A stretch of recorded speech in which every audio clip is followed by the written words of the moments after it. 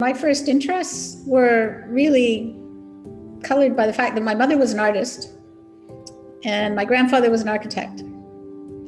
So if you take artistry and architecture and you think about space, then you start thinking about communication, and that's me.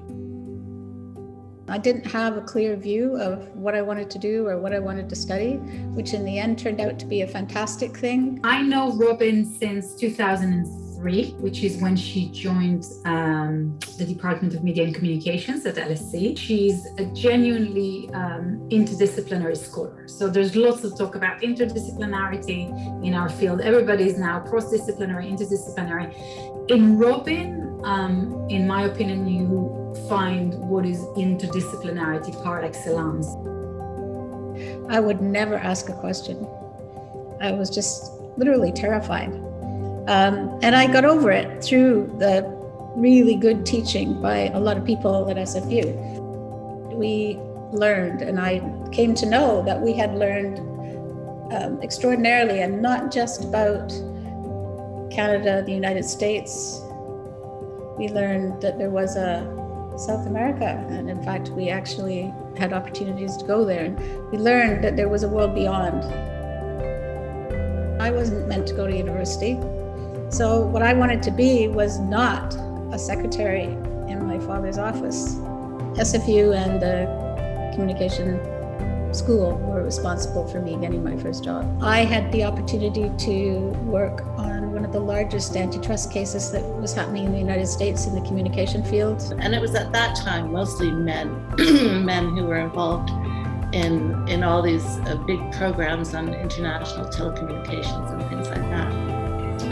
And you could just see their faces change. They would look at her and she would start speaking, and they would start measuring up what she was saying. And she was just super powerful and super impressive at everything that she did. It was really something to watch.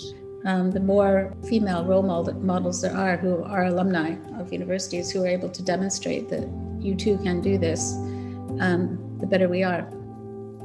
When I finished my PhD and had my defense, my external examiner who said to me, he said, "You know what your trouble is, Robin? You've got too much fire in your belly." And I looked at him, I thought I should be insulted. But as the years have gone on, what gets me up in the morning is that I can be quite a frustrated person with inequalities in the world, with unfairnesses, and particularly with, given my field, the way some aspects of the digital world are unfolding. What goes on in terms of exclusion online is more often than not a replication of exclusions offline.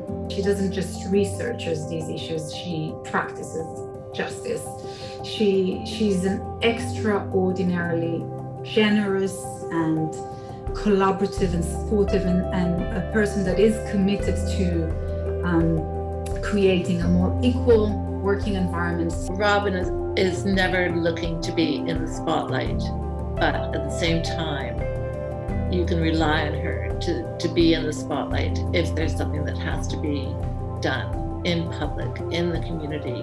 She will step forward and take that on. I'm a true believer that through collaboration, through dialogue, through research, evidence-based research, and through just constantly rehearsing the fact that technology does not drive everything. People drive technology. People decide how we will communicate. I look back on my time at SFU as the best. The fact that I have been able to teach lots and lots of students from all over the world, and have them experience that. I always call it the light bulb effect. That they really are struggling, and then one day nowadays they write to you by email, or they come into your office and they say, "I got it." For me, those are my successes.